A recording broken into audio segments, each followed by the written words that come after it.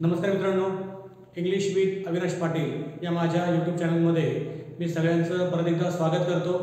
मित्रांनो, आज आपल्याला सिंपल पास्ट टेन्स या काळाविषयी माहिती घेणार आहोत। मागच्या व्हिडिओमध्ये आपण सिंपल प्रेझेंट टेन्स या काळाविषयी माहिती घेतली। तो जर व्हिडिओ तुम्ही बघितला नसेल तर तो व्हिडिओ सुद्धा तुम्ही बघा आणि त्या व्हिडिओच्या माध्यमातून तुम्हाला सिंपल प्रेझेंट टेन्स या काळाविषयी पूर्ण माहिती मिळेल। तसंच अशी माहिती आपल्याला आजच्या व्हिडिओमध्ये घ्यायची। चला तर मग आजच्या व्हिडिओला सुरुवात करू।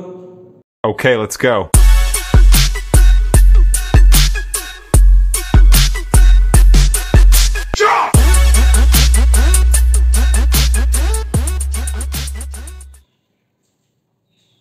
बघा विद्यार्थी मित्रांनो, मागच्या टेन्समध्ये आपण क्रियापदाचे जे प्रकार आहेत, रेग्युलर वर्ब्स आणि इरेग्युलर वर्ब्स याची आपण माहिती घेतली आहे।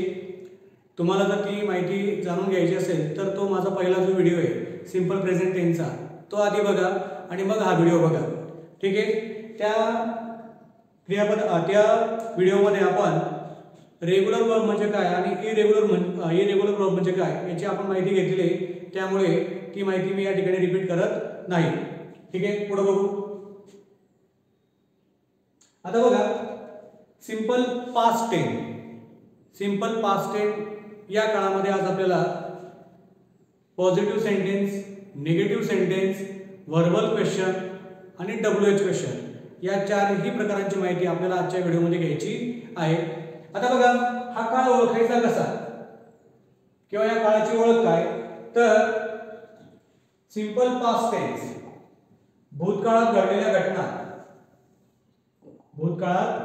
घटना आणि पूर्ण झालेल्या क्रियांसाठी साधा भूतकाळ वापरतात। सिंपल पास्ट टेन्स म्हणजे भूतकाळाच्या घटना घडलेल्या असतील आतापासून मागच्या किंवा आपल्या पास्टमध्ये, आपल्या भूतकाळामध्ये ज्या घटना घडलेल्या असतील त्या घटना सांगण्यासाठी आपल्याला सिंपल पास्ट टेन्सचा वापर करावा लागतो।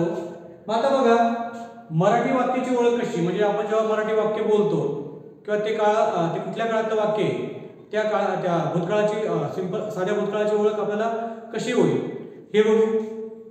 बघा, मराठी वाक्याच्या शेवटी ला, ले, ली, लो, ला, ले, ली, लो अशा प्रकारचे शब्द येतात। म्हणजे मराठी वाक्य जे असतं त्या मराठी वाक्याच्या क्रियापदाच्या शेवटचं अक्षर, जसं मी काम केले, तो गावाला गेला, त्याने अभ्यास केला, माझ्या आईने स्वयंपाक केला, आम्ही टीव्ही पाहिला, बघा शेवटी लाला येते बघा, त्याने उडी मारली, म्हणजे या पद्धतीचे जे वाक्य असतात ते साध्या भूतकाळातले वाक्य असतात। बघू, आलो, गेलो, बसलो म्हणजे मी बसलो, आम्ही खेळलो, ते पळाले, त्यांनी काम केलं, त्याने उडी मारली। शेवटी जर तुम्ही बघितलं बघा, लो, लो, लो, लो, ले, ले, ली या प्रकारचे शब्द येतात आणि हे असे शब्द जेव्हा मराठी वाक्यामध्ये येतात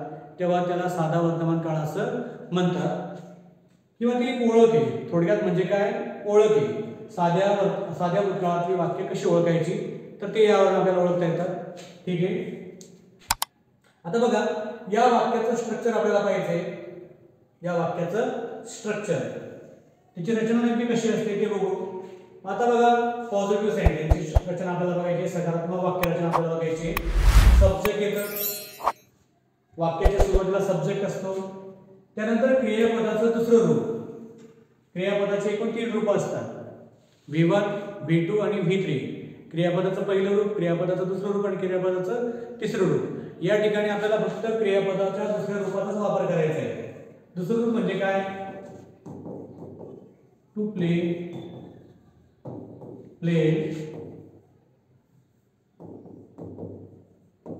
आणि प्ले, बरोबर आहे। टू सी, सॉ, C, to jump,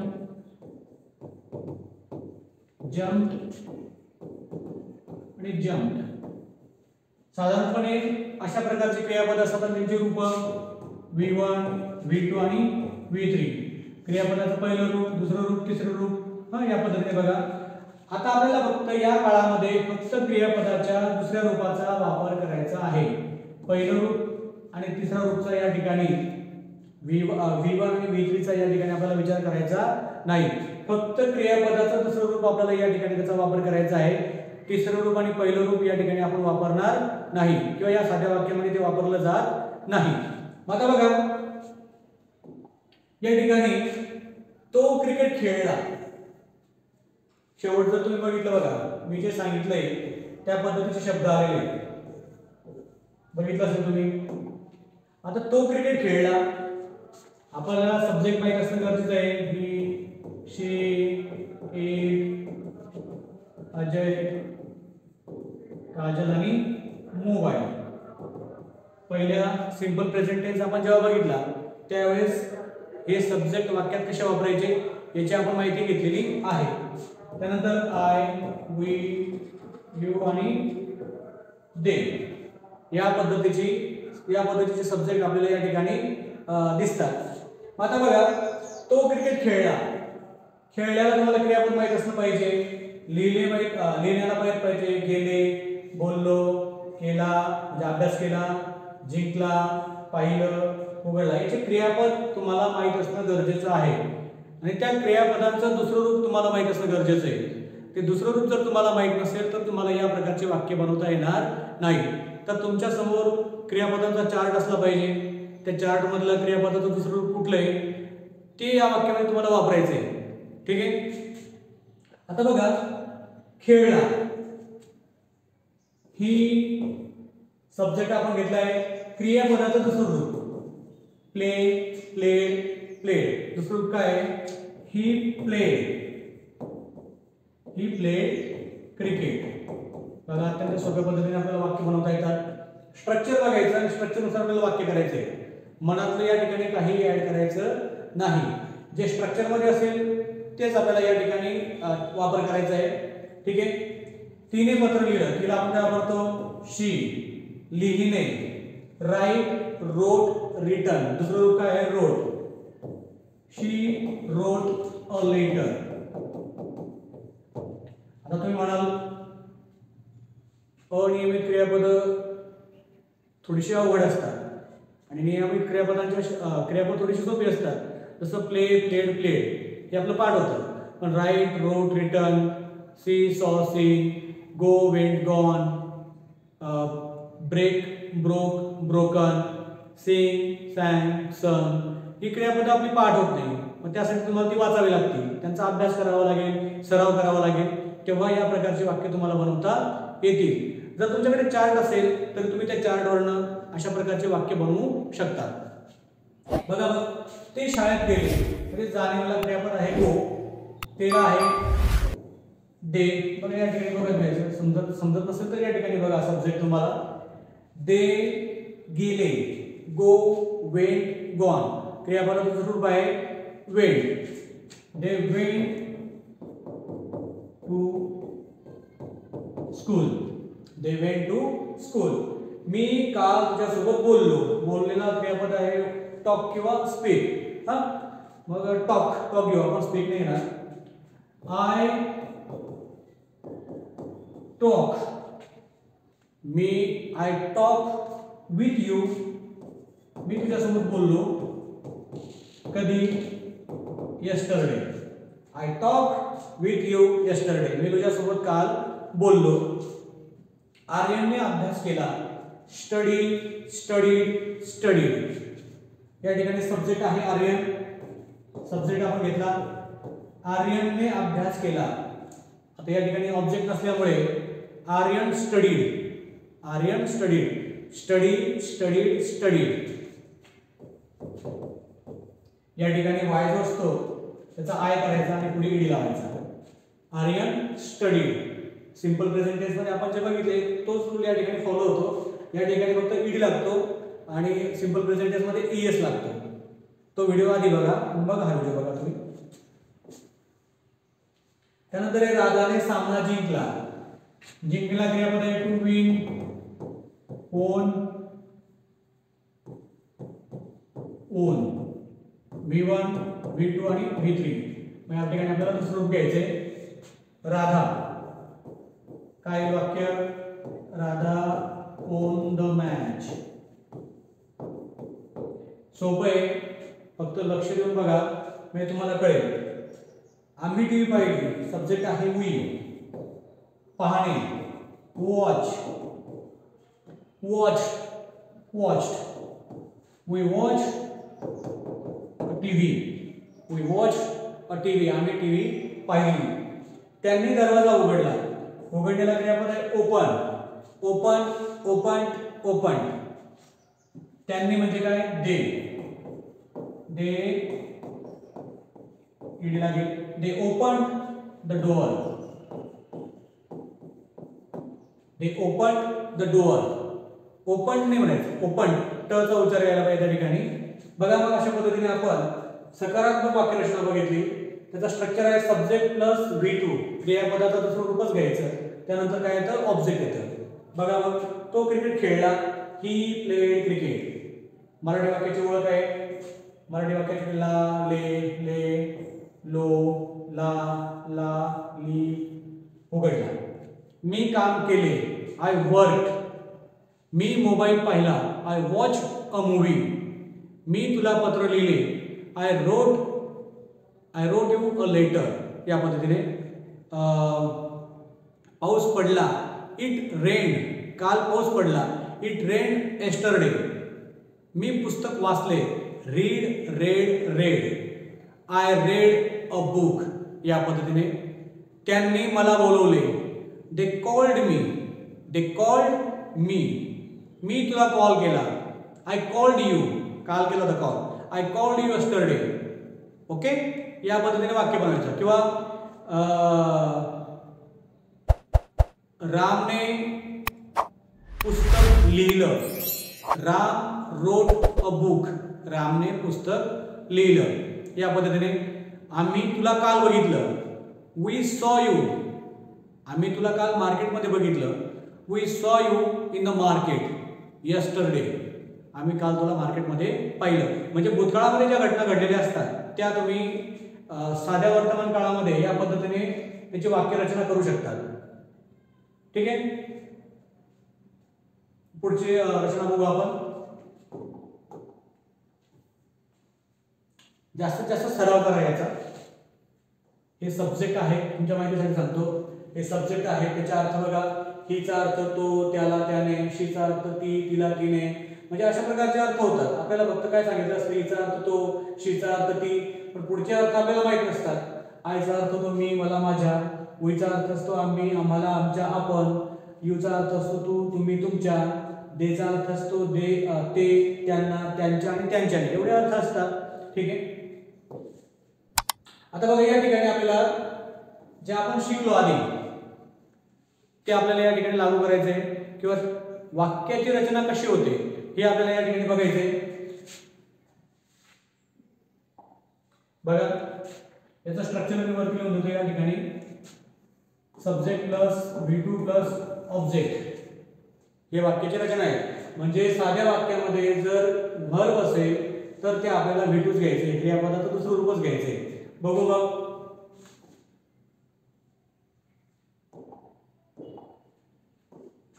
he watch TV last night. मग काय याला क्रियापदाचं दुसरं रूप वॉचचं watch. He watch TV last night. त्याने काल रात्री टीव्ही पाहिला. गोचं काय होईल? Go, went, gone. She went to school with her father. ती तिच्या वडिलांसोबत शाळेत गेली. ती तिच्या वडिलांसोबत शाळेत गेली. माय कॅट. कॅच. कॅच म्हणजे पकडणे. Catch, caught, caught. My cat caught mice. Mice म्हणजे उंदर. माझ्या मांजरीने उंदरांना पकडले. बघा इट फ्लायचं काय होईल? Fly, flew, flown. It flew in the sky. ते आकाशात उडाले. म्हणजे पतंग वगैरे काय असेल ते. Sheetal wash. Wash, wash, wash. Sheetal wash the cloth. शीतलने कपडे धुतले. बघा मराठी वाक्य. Ajay solve the problem. आता अजयने प्रॉब्लेम सॉल्व केला असं वाक्य येते, त्याला आपण लिहिलं आहे Ajay solve the problem. Solve. My sister study hard. क्रियापदाचं पहिलं रूप आहे, आपल्याला दुसरं रूप करावं लागेल. स्टडी वायचा आय होतो आणि पुढे ईडी. माय सिस्टर स्टडीड हार्ड. माझ्या बहिणीने खूप मेहनतीने अभ्यास केला. The baby cried. The baby cried लाऊडली. बाळ खूप मोठ्याने रडलं या पद्धतीने. ही एन्जॉयड. ईडी लावायचा. ही एन्जॉयड द म्युझिक. त्याने म्युझिकचा संगीताचा आनंद घेतला. शी प्लेड. दुसरं रूप शी प्लेड फुटबॉल. ती फुटबॉल खेळली. म्हणजे प्रत्येक वाक्य जर बघितलं त्या ठिकाणी आपल्याला सब्जेक्ट, V2 आणि ऑब्जेक्ट दिसतो. या प्रकारचे वाक्यरचना आपल्याला दिसतेच. Subject, V2, object. इथं जर बघितलं सब्जेक्ट, V2 आणि या ठिकाणी ऑब्जेक्ट, म्हणजे या प्रकारची वाक्यरचना असतील. परत एकदा सांगतो, मराठी वाक्य जर असतील मी काम केले, त्यांनी अभ्यास केला, आम्ही उड्या मारल्या, या प्रकारचे वाक्य आपल्याला सिंपल पास्ट मध्ये इंग्रजीमध्ये बनवता येतात किंवा त्याची ती ओळख असते. ठीक आहे, ही सकारात्मक वाक्यरचना बघितली आपण या ठिकाणी. आता याच्यामध्ये निगेटिव्ह वाक्य कसं बनवायचं? मी काम केले नाही. तो आला नाही. त्याने मला पाहिलं नाही. मी अभ्यास केला नाही. शिक्षकांनी इंग्रजी शिकवलं नाही. म्हणजे हे जे निगेटिव्ह सेंटेन्स आहेत ते आपल्याला पुढे पाहिजे आहेत. आता बघा, उदाहरणासाठी तुम्हाला काही वाक्य दिलेले, ती वाक्य आधी आपण करून मग निगेटिव्हचं स्ट्रक्चर बघू. बघा, मग काल रात्री पाऊस पडला. हे वाक्य तुम्हाला यायला पाहिजे. ही अशा प्रकारची वाक्य तुम्हाला यायला पाहिजे. आता बघा, या ठिकाणी subject, subject, V2 plus object. करता क्रियापदाचं दुसरं रूप आणि जे काही कर्म असेल ते बघू. मग काल रात्री पाऊस पडला. पाऊस पडलेला क्रियापद आहे टू रेन. बघा मग कसं येईल? इट रेन फॉल्ड एस्टरडे असं येत नाही. Rain fold yesterday. तुम्ही म्हणणार फॉलला पडणे, fall fail fallen fail. Rain fail yesterday असं वाक्य तयार होत नाही. लक्षात घ्या, पडलेला क्रियापद नाही ते इथं वापरायचं नाही. It rain last night. काल रात्री म्हणजे काय? Last night. It rain last night. काल रात्री पाऊस पडला. बघा, या सब्जेक्ट, V2 आणि ऑब्जेक्ट आलेला आहे. सीमाने मला मदत केली. सीमा सब्जेक्ट. सीमा मदत करण्याला क्रियापद आहे हेल्प. सीमा हेल्प मी. सीमाने मला मदत केली. Subject, V2, object. लक्ष देऊन बघा. ते काल संध्याकाळी क्रिकेट खेळले. तेला सब्जेक्ट आहे. दे खेळलेला क्रियापद प्लेचं दुसरं रूप played. They played cricket yesterday evening. आम्ही काल रात्री टीव्ही बघितली. बघण्याला क्रियापद आहे वॉच. आम्हीला काय subject we watched a movie last night. काल रात्री म्हणजे काय? Last night. We watched a movie last night. त्याने माझे पुस्तक वाचले. वाचण्याला क्रियापद आहे रेड. स्पेलिंग जरी सारखी असली तरी त्याचा उच्चार रेड होतो. बघू आपण. त्याने म्हणजे काय? ही.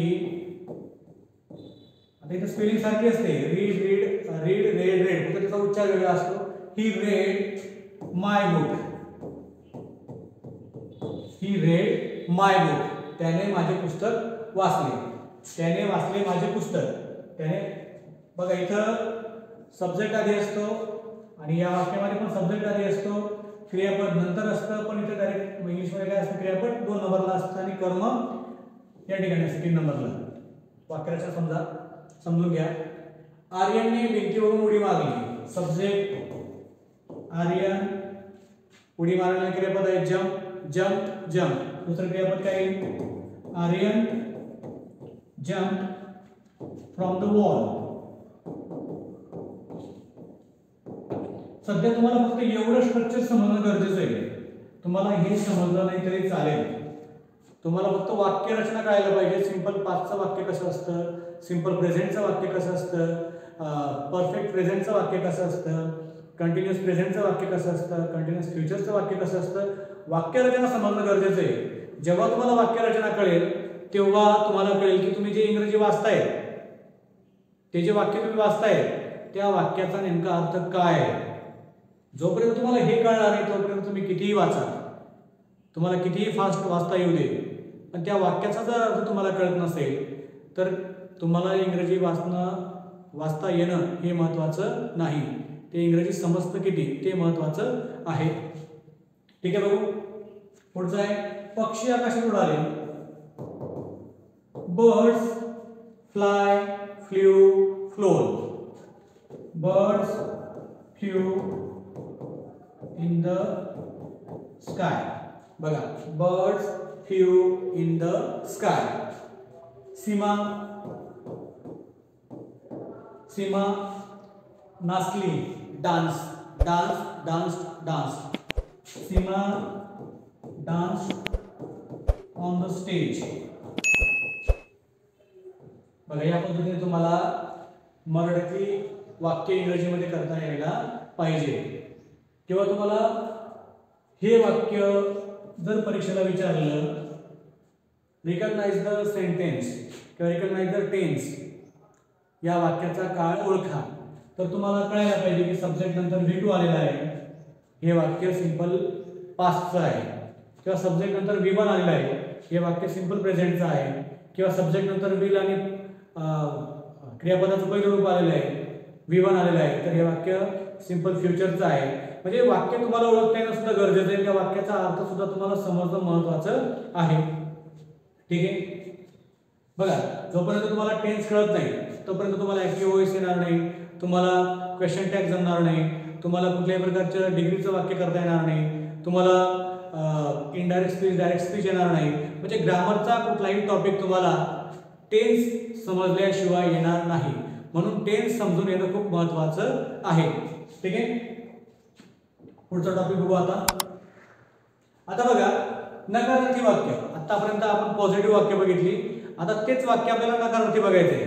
मी काम केलं, मी काम केलं नाही. मी पत्र लिहिलं, मी पत्र लिहिलं नाही. त्याने अभ्यास केला, त्याने अभ्यास केला नाही. या प्रकारचे वाक्य बघा. त्याचं स्ट्रक्चर आहे, या वाक्याचं स्ट्रक्चर आहे. स्ट्रक्चर बघू आपण. सब्जेक्ट सगळ्यात आधी येतो, त्याच्यानंतर आपल्याला डिड नॉट घ्यायचा आहे, डिड नॉट नंतर V1 घ्यायचा आहे आणि मग सगळ्यात शेवटी काय येईल? ऑब्जेक्ट येईल. आता यामध्ये नकारार्थी वाक्यामध्ये क्रियापदाचं दुसरं रूप येत नाही. क्रियापदाचं पहिलंच रूप घ्यायचं, क्रियापदाचं दुसरं रूप घ्यायचं नाही. या ठिकाणी बघा, परत एकदा बघा, V1च घ्यायचंय, डिड नॉट नंतर V1 घ्यायचं, दुसरं रूप वापरायचं नाही. आता बघा, आर्यन क्रिकेट खेळला, त्याचं वाक्य म्हणेल Aryan played cricket. Aryan played cricket, ED आलेलं बघा. आता पुढे काय? आर्यन क्रिकेट खेळला नाही. आता आपल्याला सब्जेक्ट घ्यावा लागेल, काय? आर्यन. काय पुढे? Did not. डिड नॉट क्रियापदाचं पहिलं रूप आणि cricket. Ajay did not play cricket. बघा, वाक्यांमधला फरक ओळखा. Aryan played cricket, Aryan cricket खेळला, आर्यन क्रिकेट खेळला नाही, Aryan did not play cricket. या ठिकाणी क्रियापदाचं पहिलं रूप आलेलं आहे. तिने पत्र लिहिले, कसं येईल मग? She wrote a letter. She wrote a letter. साध्या वाक्यात क्रियापदाचं दुसरं रूपच येतं, पण जेव्हा ते निगेटिव्ह बनतं त्यावेळेस क्रियापदाचं पहिलं रूप तुम्हाला लिहावं लागतं. तिने पत्र लिहिलं नाही, काय? शी डिड नॉट, क्रियापदाचं पहिलं रूप राईट अ लेटर. या पद्धतीने पुढचं वाक्य, ते शाळेत गेले. Go went gone. They went to school. They went to school. ते शाळेत गेले नाही, मग काय? वरचं स्ट्रक्चर फॉलो करायचं, स्वतःचं ते लिहायचं तिथं. डे आता क्रियापदाचं पहिलं रूप काय? Go. Go went gone. They did not go to school. या पद्धतीने मी काम केले. बघा, आय वर्क. I work. मी काम केलं नाही, सेम स्ट्रक्चर फॉलो करायचं. I did not work. हे झालं तुमचं साधं वाक्य, पॉझिटिव्ह सेंटेन्स. हे झालं तुमचं निगेटिव्ह सेंटेन्स. माझ्या भावाने सामना जिंकला. काय? मग सब्जेक्ट माय ब्रदर. जिंकण्याला क्रियापद आहे win. Win, won, won. My brother won the match. My brother won the match. माझ्या भावाने सामना जिंकला. त्याचं काय होईल? निगेटिव्ह. माझ्या भावाने सामना जिंकला नाही. My brother did not win the match. क्रियापदाचं पहिलं रूप. My brother did not win the match. बघा, आधी पॉझिटिव्ह सेंटेन्स दिलंय आणि त्यानंतर तुम्हाला निगेटिव्ह सेंटेन्स करून दाखवलंय. निगेटिव्ह सेंटेन्स मध्ये फक्त काय येतं? डिड नॉट नंतर क्रियापदाचं पहिलं रूप येतं. बघा या ठिकाणी डिड नॉट क्रियापदाचं पहिलं रूप, आणि पहिलं रूप आपल्याला माहिती असतं. साध्या वाक्यामध्ये क्रियापदाचं दुसरं रूप येतं वाक्य बनवताना, आणि निगेटिव्ह वाक्यामध्ये क्रियापदाचं पहिलं रूप वापरतात डिड नॉट नंतर. डिड नॉट तुम्ही डिडंट सुद्धा वापरू शकता. डिड नॉट म्हणा किंवा डिडंट म्हणा. Aryan didn't play cricket. She didn't write a letter. They didn't go to school. I didn't work. My brother didn't win the match. माझ्या भावाने सामना जिंकला नाही. ठीक आहे. व्हिडिओ समजला नसेल किंवा हा टॉपिक समजला नसेल तर परत एकदा बघा, म्हणजे तुम्हाला कळेल. पुढचा टॉपिक आहे व्हर्बल क्वेश्चन. आता व्हर्बल क्वेश्चन कसा असतो? तर मी काम केले का, म्हणजे ज्याचं उत्तर यस किंवा नो मध्ये येतं. तो काल मॅच खेळायला आला का? त्याने अभ्यास पूर्ण केला का? तू जेवण केले का? म्हणजे त्याचं उत्तर म्हणजे काल केलं होतं का, त्या पद्धतीने. बघा या ठिकाणी वाक्य त्याचं स्ट्रक्चर आधी बघू. वाक्याच्या सुरुवातीला डीड घ्यायचा, त्याच्यानंतर सब्जेक्ट घेणार, त्याच्यानंतर क्रियापदाचं पहिलं रूप, आणि मग जे काही ऑब्जेक्ट असेल ते. आता बघा एक वाक्य तुम्हाला करून दाखवतो. तो क्रिकेट खेळला. He played cricket. हे तुमचं साधं वाक्य आहे, आणि या वाक्याला आपल्याला काय करायचं आहे? व्हर्बल क्वेश्चन मध्ये तयार करायचं आहे. मग तो क्रिकेट खेळला का? का आला बघा शेवटी.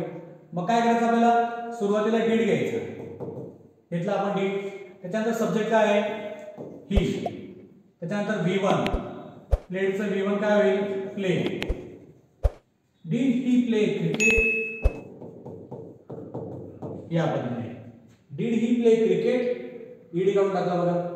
निगेटिव्ह सेंटेन्स मध्ये, सॉरी व्हर्बल क्वेश्चन मध्ये क्रियापदाचं काय येतं? पहिलं रूप येतं. निगेटिव्ह मध्ये सुद्धा काय येतं? क्रियापदाचं पहिलं रूप येतं.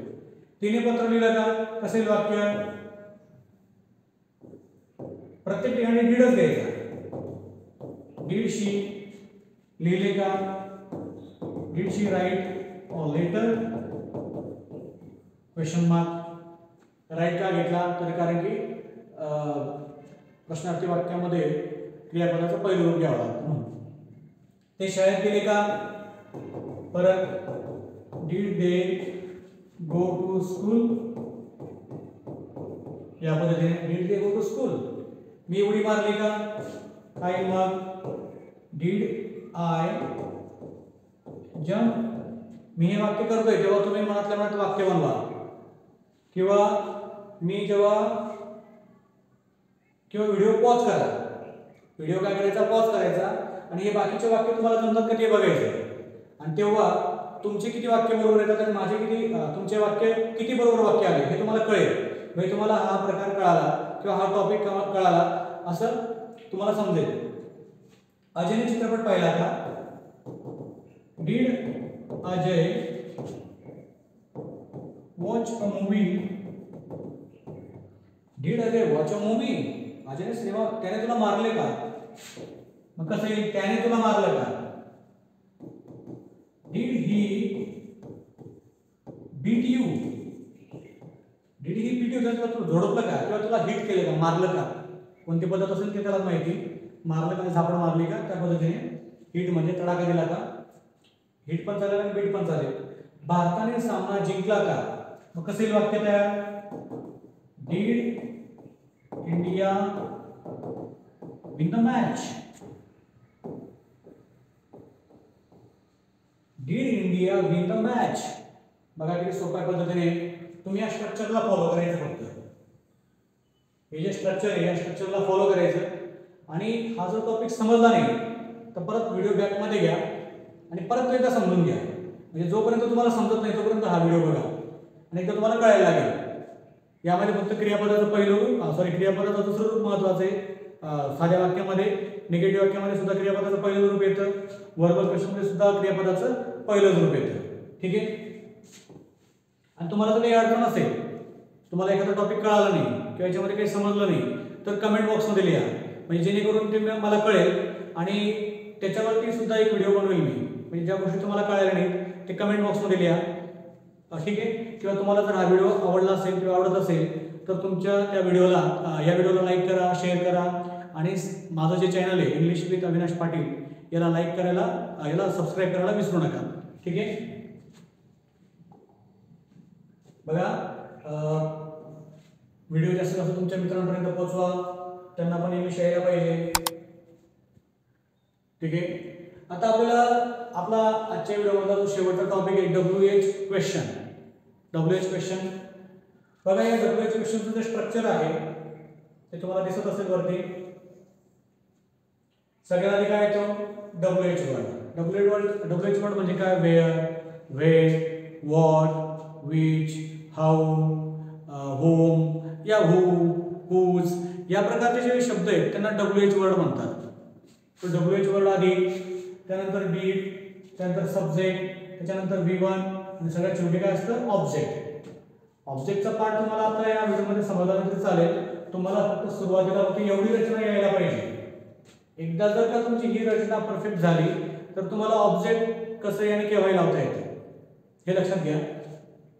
आता बघा, तू काल काय खाल्लं?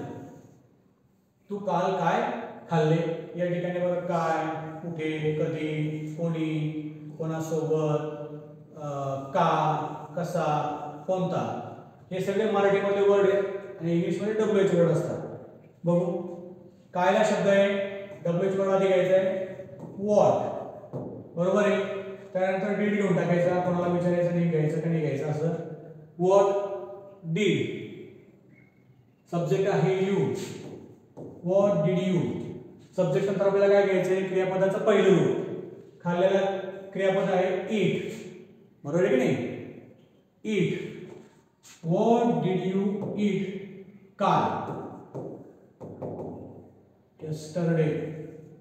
हां, बघा किती सोपं आहे. What did you eat yesterday? तू काल काय खाल्लं? याच प्रकारे बाकीचे वाक्य बनवायचे. बघा, व्हिडिओ पॉज करा. ही वाक्य तुम्हाला जमतात का ते बघा आणि माझी वाक्य तुमची किती वाक्य बरोबर येतात त्याची तुलना करा. ठीक आहे. ते कुठे गेले? WH वर्ड आहे वेअर, त्यानंतर डीड घ्यायचा, त्यानंतर सब्जेक्ट आहे दे आणि कुठे गेले? वेअर डिड दे गो, क्रियापदाचं पहिलं रूप. राधा कधी आली? सब्जेक्ट या ठिकाणी WH वर्ड आहे व्हेन. कधी? When. When did subject Radha, क्रियापदाचं पहिलं रूप come. When did Radha come. या प्रकारचे वाक्य. तुला इंग्रजी कोणी शिकवलं? तर बघा या ठिकाणी हू जर असेल त्या ठिकाणी did आणि does किंवा do म्हणजे आधी सांगितलंय मी, त्या ठिकाणी did येत नाही, who did you असं काही येत नाही. त्या ठिकाणी क्रियापदाचं दुसरं रूपच लिहायचं असतं. who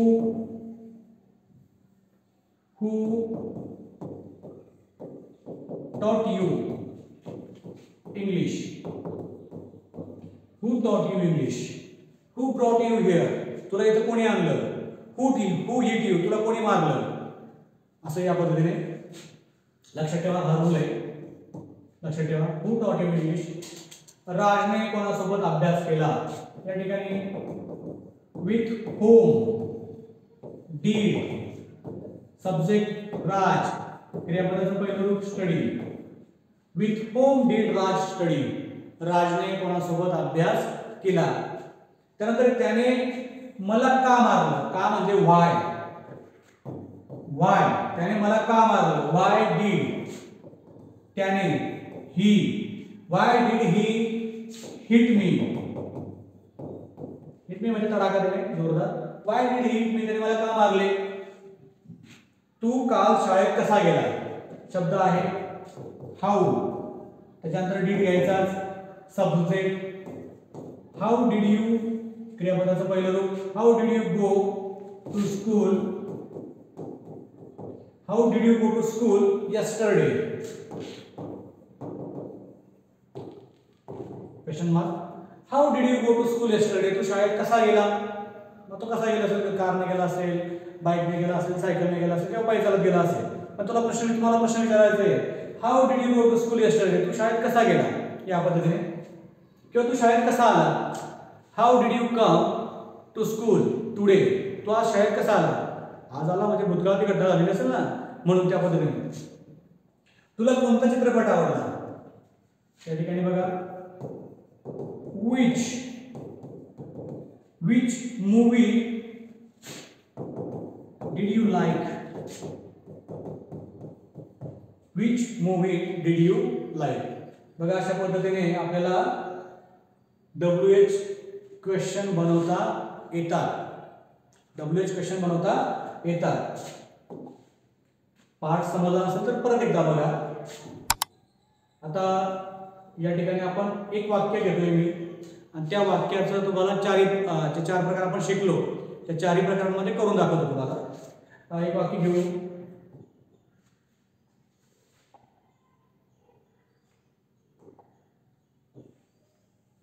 बघा या ठिकाणी एखादं वाक्य घेऊ आपण.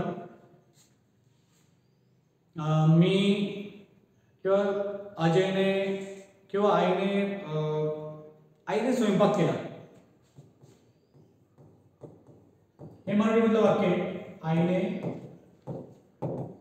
स्वयंपाक केला. आता स्वयंपाकला क्रियापद आहे, स्वयंपाक करण्याला टू कुक, V2 आहे कुक्ड आणि V3 आहे कुक्ड, V1 V2 आणि V3. मग आपण साधं वाक्य बघतोय, साध्या वाक्यामध्ये क्रियापदाचं दुसरं रूप येतं सब्जेक्ट नंतर. आईने, मदर, क्रियापदाचं दुसरं रूप कुक्ड, आई, मदर कुक्ड फूड,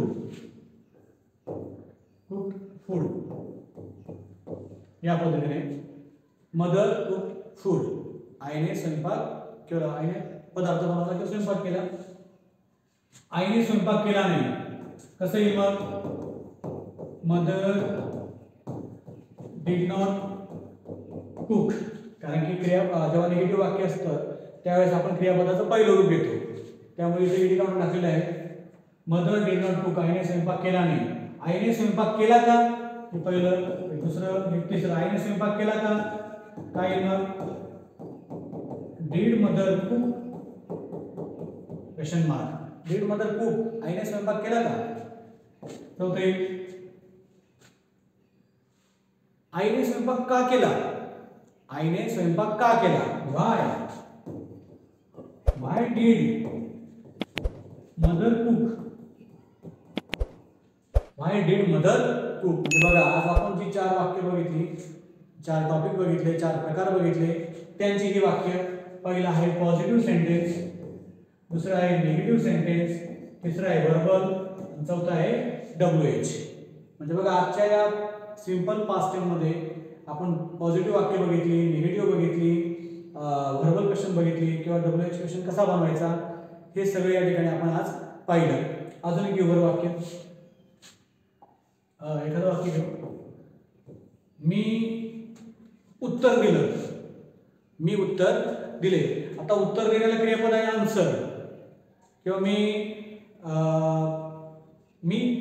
मी मदत केली. सोपं वाक्य घेऊ. मी मदत केली. मी मदत केली तुम्हाला समजायला सोपं होईल. मदत करणारा क्रियापद आहे टू हेल्प. V3 पण सारखंच आहे. V1 V2 आणि V3 पण सारखंच आहे. त्याचं सब्जेक्ट आहे आय हेल्प. आय मदत केली. आय हेल्प हे झालं तुमचं पॉझिटिव्ह वाक्य. I help. मी मदत केली नाही. I did not help. Negative वाक्य झालं तुमचं मी मदत केली का. व्हर्बल क्वेश्चन फक्त हा डीड पुढे घ्यायचा. हे वाक्य असं नसतं did I help question mark. 1 number 2 number आणि 3 नंबर 4 नंबर आहे WH. Did I help. बरोबर. मी तुला मदत केव्हा केली. केव्हा मग मी तुला मदत केव्हा केली. कसं येईल मग केव्हा. Wien did I help. Me you वापरू शकतात. मी तुला मदत केव्हा केली असं येईल. Wien did I help you किंवा नसतं एवढं तरी चालतं. Wien did I help. आलं लक्षात. अशा पद्धतीने तुम्ही वाक्य करा. बघा या ठिकाणी तुम्हाला एक्सरसाइजला वाक्य दिलेली आहे. ही वाक्य सोडवा म्हणजे तुम्हाला कळेल आजच्या व्हिडिओमध्ये आपण काय शिकलो किंवा आपल्याला काय शिकायला मिळालं किंवा आपल्याला काय समजलं नाही. ही वाक्य सोडवताना तुम्हाला कळेल. जेव्हा तुम्हाला एखाद्या वाक्याचं उत्तर आलं नाही तर व्हिडिओ किंवा या टॉपिकचं तुम्हाला कळालं नाही WH असेल